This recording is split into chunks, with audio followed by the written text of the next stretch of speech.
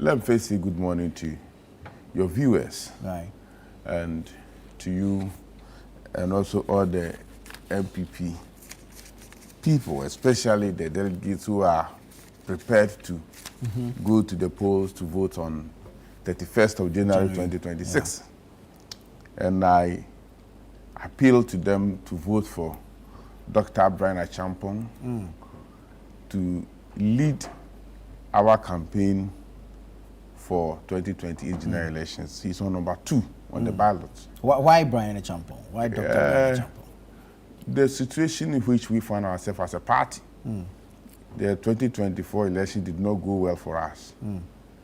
The percentage we had has been the worst ever in the history of our party. In a situation where we have about 1.72 million vote difference between the candidate we presented and the current president. Looking at the fact that we have 16 regions in the country, 7 out of the 16 we did not win a single constituency in terms of presidential election results. We didn't win single, not one. And also the fact that we need a new force. We need a new face. We need to rebrand our party. Rebranding the party and looking at the population of the youth in this country, it is proper to get a younger person who will be appealed to the youth in this country, whom the youth would prefer to face or to follow. So looking at the time and the situation in which we find ourselves, or we are going to find ourselves in 2028, I'm of the view that it will be very good for us to present a personality like Dr. Brian Achampong.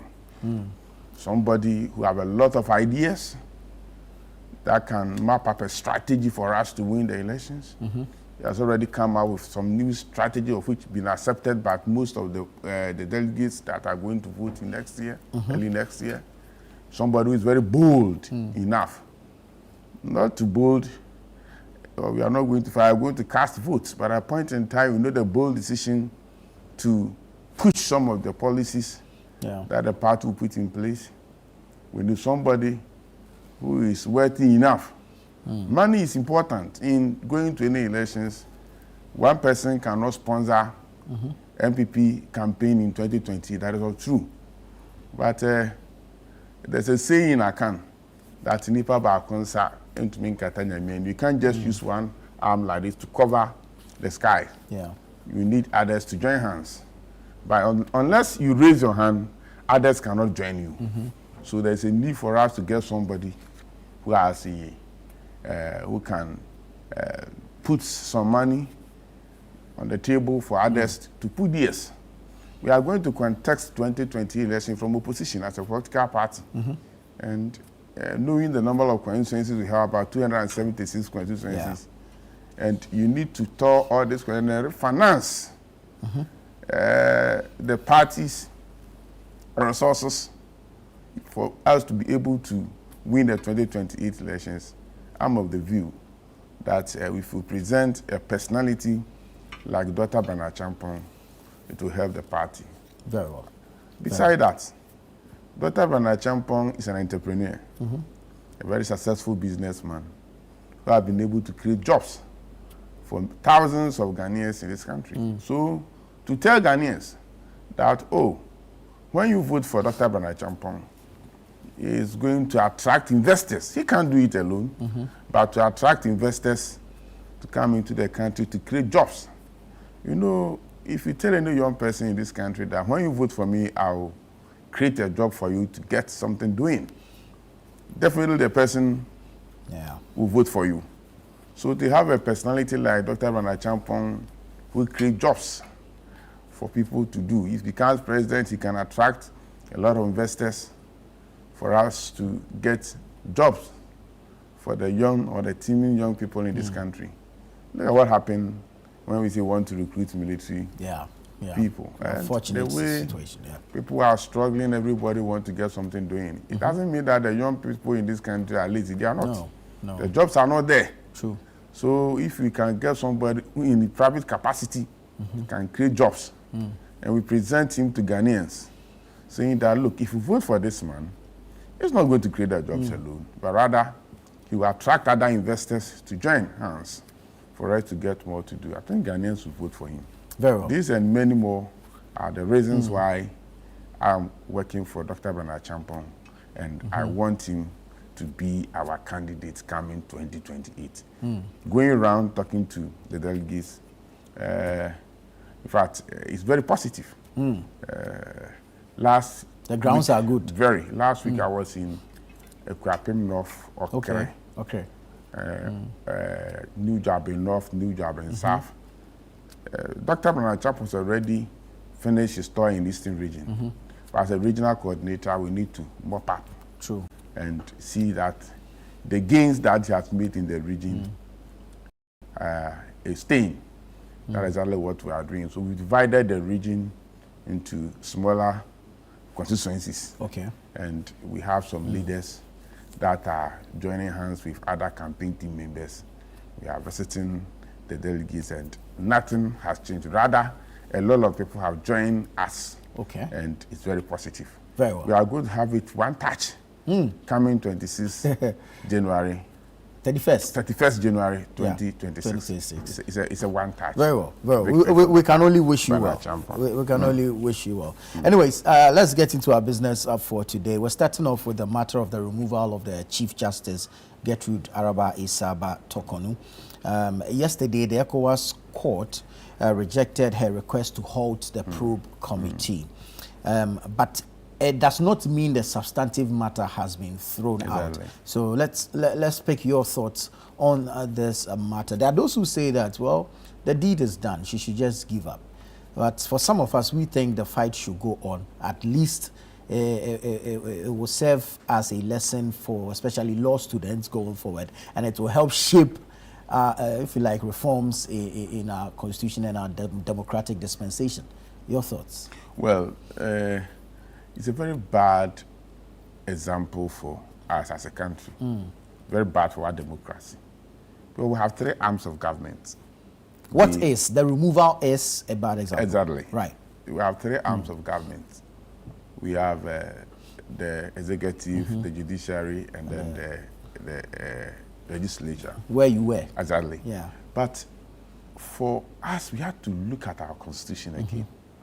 The president cannot just get up and say that I'm having a process to remove the Speaker of Parliament, unless members of Parliament, at least 2 tests, agree with him, which is very difficult. So can't we do something like that to safeguard the judiciary as well? Yeah.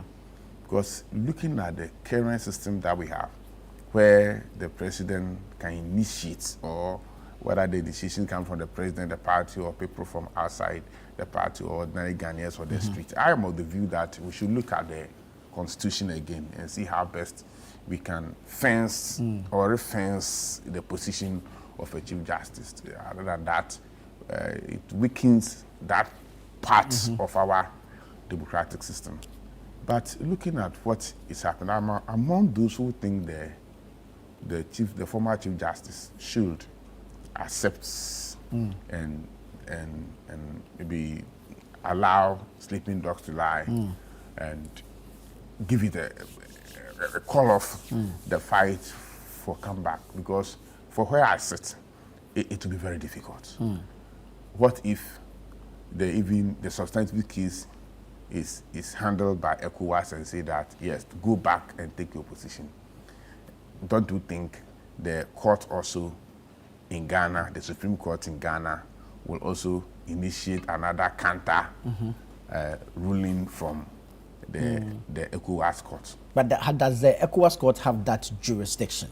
Once we are member of ECOWAS and maybe a protocol has been signed by Ghana, I think if the lawyers of the former Chief Justice don't have just the idea. I think the 1991 protocol. If they don't have the capacity, I don't think the jurisdiction, the ECOWAS court itself will accept to handle the. So once that has been accepted and they are on the case, it means clearly that they have the power or the jurisdiction to handle the case. So for me, let's wait for how the substantive case itself will come out with. But I am of the view, if I happen to be in the shoes of those who advise the former Chief Justice, I would rather I tell her to call it off and maybe allow the systems to run.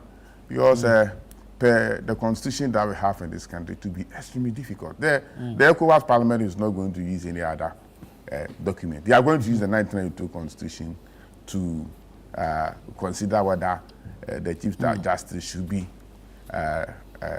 reinstated or not. And they cannot come to Ghana to reinstate the Chief Justice, the former Chief Justice. Rather, we can give ruling, and it's another thing whether the government of the day will accept the ruling and comply.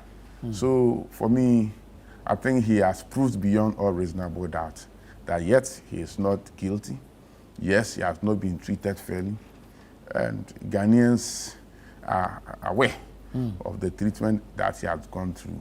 So if I happen to be in her shoes, I will advise that he should just forget about it and allow the system to run. But as I said, a very bad example for us as a country. If you don't take time, the next president that will come will also say that I don't feel comfortable with this Chief Justice. Let them also initiate the process, like what happened at the how do you call it, Electoral Commission. We've gotten commissioners, chairpersons of commissioners removed. When we allow that system to run like this, if you don't take time, every 4 years, every 8 years, we are going to have some of our systems. So let's amend the constitution in such a way that nobody can just get up, or no president can just get up and say that I don't feel comfortable with A, B, I want to remove. Let's allow the systems to run in such a way that it will be difficult for presidents to change certain personalities or appointments in this country. Very well. Let's say good morning to the Honorable Neelanti van der Poy. Good morning. Former member of Parliament to the Diodio, and is now the national coordinator for the DRIP, that's the District Road Improvement. He was a former member of Parliament. I was a retired member. Retired member.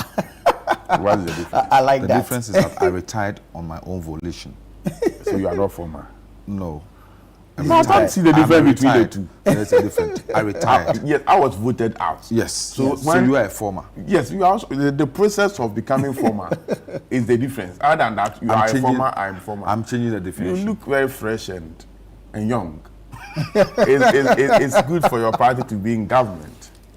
How's DRIP doing? Your party was in government for 8 years. Yeah, but for me, my case is different. You look like you are fortunate. You brought this up for yourself. You were an opposition in government.